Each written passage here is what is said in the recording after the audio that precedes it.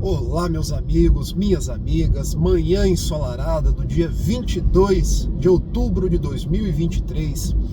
Eu estou aqui pensando num quadro de uma TV lá do Reino Unido, quando são feitos vídeos das pessoas nas cenas do cotidiano, uma dessas cenas é quando as pessoas estão dentro do carro.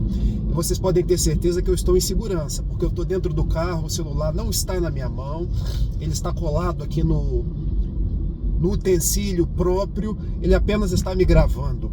E eu estou pensando aqui, é possível viver em paz no mundo ainda que nos apresenta as guerras, as discussões? E eu pensei em algumas experiências que foram narradas por Mohandas Karamchand Gandhi, Mahatma Gandhi. Maha quer dizer grande, Atma, alma, a grande alma da Índia.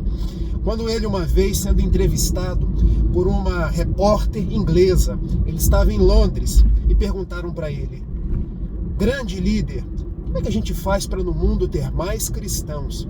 E é curioso, porque uma líder cristã perguntando para um líder indiano como é que fazia para no mundo ter mais cristãos. E ele responde duas coisas.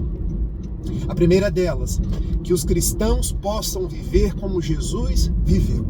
Ou seja, a primeira receita para a gente viver em paz, para o mundo encontrar a paz, nós vivermos como Jesus viveu. E isso é uma proposta que a gente não consegue mensurar, porque Jesus foi o homem paz. Ele disse que veio ao mundo para trazer paz, uma paz que só ele poderia dar.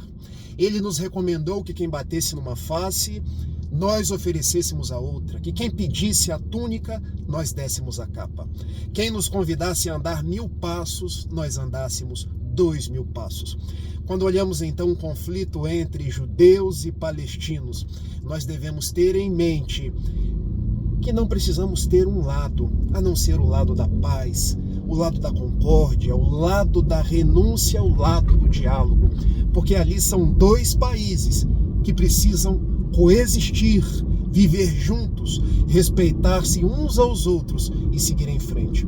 Mas Gandhi deu uma segunda resposta àquela repórter inglesa, que as pessoas parem de se dividir em círculos, porque no mundo hoje nós costumamos agir assim: eu me coloco num círculo e no outro círculo, quem é diferente de mim, eu reputo que a pessoa está errada. Então veja, aquele que é um judeu se coloca num círculo e se considera a raça eleita. E quem está fora daquele círculo é errado, merece ser proscrito, merece estar fora desse grande beneplácito que Deus concedeu a todos.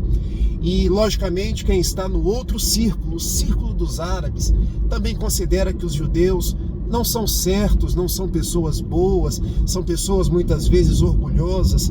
Propõe Mahatma Gandhi: acabemos com os círculos, porque no mundo todos somos filhos de Deus, no mundo todos precisamos conviver.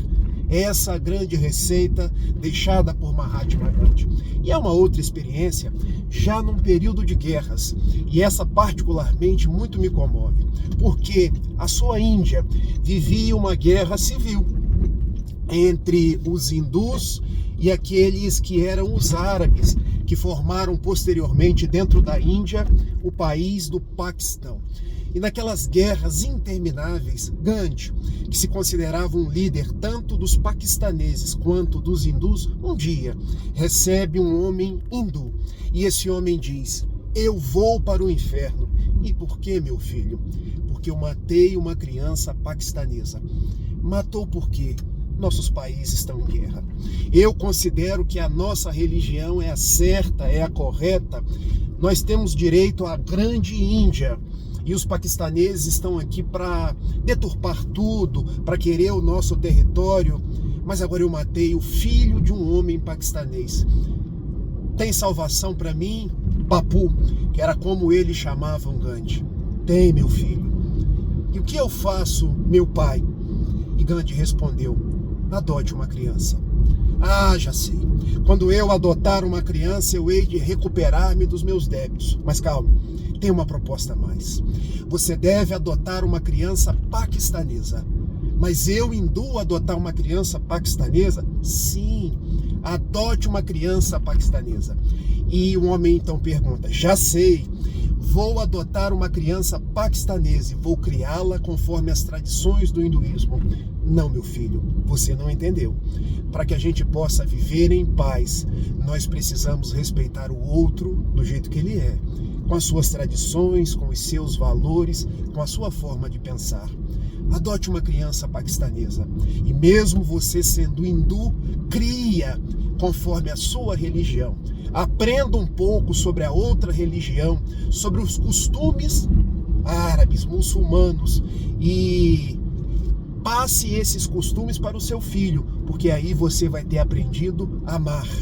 Amar o diferente, amar quem pensa de uma forma diferente de você. Você vai ter um filho que você ama, de uma religião diferente, e vai entender no fundo que no mundo todos somos filhos de um mesmo pai, de Rama, como os hindus chamam essa divindade chamada Deus. Daí, quando nós perguntamos, é possível viver em paz? Sim, para tanto, nós precisamos dialogar.